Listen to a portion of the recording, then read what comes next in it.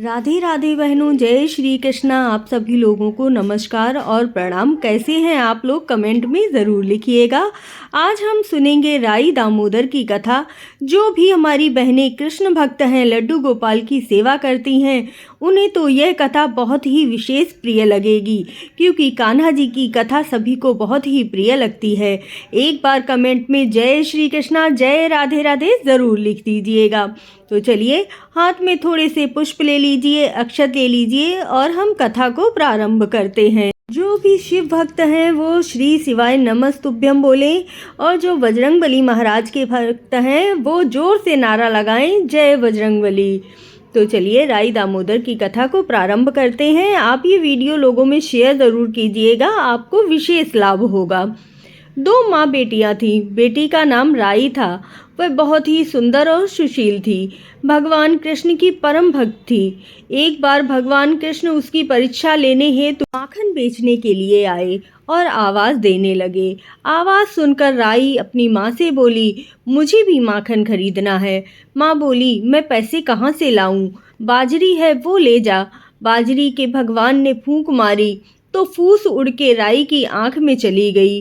राई जोर जोर से रोने लगी। भगवान वहां से अंतर्ध्यान हो गए और वैद्य का रूप धारण कर वहां फिर से आ गए और आवाज़ देने लगे। राई की माँ बाहर आई और बोली, वैद्य जी, मेरी बेटी की आंख में फूस गिर गई है, उसे निकाल दो। भगवान बोले, अगर मैं फूस निकालूं तो तुम्हें मेरे साथ इसका विवाह करना पड़ेगा। राई की माँ तैयार हो गई, सगाई कर दी। कार्तिक शुक्ल 11 के दिन विवाह निश्चित हुआ। माँ सोचने लगी कि बेटी को क्या दूंगी। सोने की दुकान पर जाकर बोली, मेरी राई के लिए लौंग और बिछिया गढ़ दो। सुनार बोला, मुझे समय नहीं है, मैं तो कृष्ण भगवान के गहने गढ़ रहा हूँ। हलवाई और बनिए ने भी वही बात कही। माँ तो घर आ गई, अब क्या करे। वो घर आई, झोपड़ी महल में बदल चुकी थी। आनंद हो गए थे। ठाठ से विवाह की तैयारियां होने लगी। भगवान बारात लेकर आए। माँ ने खूब ठाठ से राई का विवाह भगवान कृष्ण के साथ किया। भगवान राई को लेके द्वारिका गए तो राई के महल में ही रहने लगे। दूसरी रानियां बहुत चिढ़ने लगीं। सावन में राई पीहर गई। भगवान ने सोचा राई के तीज भेजूं। प्रभु ने 7 जरी के बेस और 5 सोने के पचेटे भेजे। 2 हंसों को बुलाया और उनसे कहा कि कहीं भी रुकना मत, सीधे राई के पीहर की तरफ ही जाना। जब राधा और रुक्मणी को यह बात पता चली तो उन्होंने हंसों को महल में बुला लिया और उन्हें मोती चुगने के लिए दे दिए। हंस मोती चुगने लगे। राधा रुक्मणी ने सारा सामान निकालकर उसमें फटे पुराने कपड़े और 5 कांटे बांध दिए। पोटली हंसों को दे दी। हंस सामान लेकर राई के पास पहुंच गए। राई बहुत खुश हुई। जैसे ही पोटली खोली, 5 उंगलियों में 5 कांटे चुभे। राई दुखी हो गई। सावन खत्म हुआ तो भगवान लेने के लिए आए। राई भगवान से बोली भी नहीं। भगवान आए तो राई दूर दूर रह रही।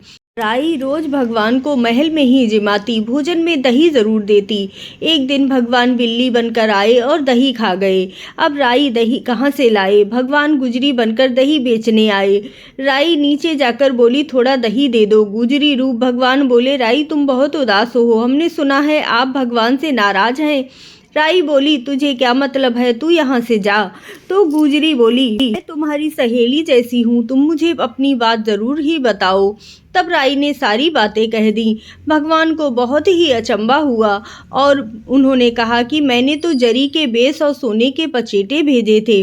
भगवान ने हंसों को बुलाकर पूछा, तुम कहीं रुके तो नहीं थे।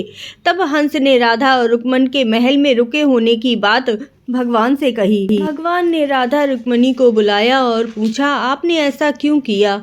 वो बोली, आप हमारे महल नहीं पधारे, इसीलिए हमने ऐसा किया। भगवान बोले, आप हमको प्रेम से बुलाते तो हम जरूर आते। फिर भगवान बोले, कार्तिक का महीना राई को दूंगा। 5 दिन पंचतीत्या राधा रुक्मणी की व 11 सत्यभामा को दूंगा। भगवान ने सबको मान दिया। भगवान राधा रुक्मणी राई को मान दिया, वैसा सबको देना। घटती को पूरी कर जो, पूरी का प्राण छोड़ जो, भूल चूक सब माफ कर जो।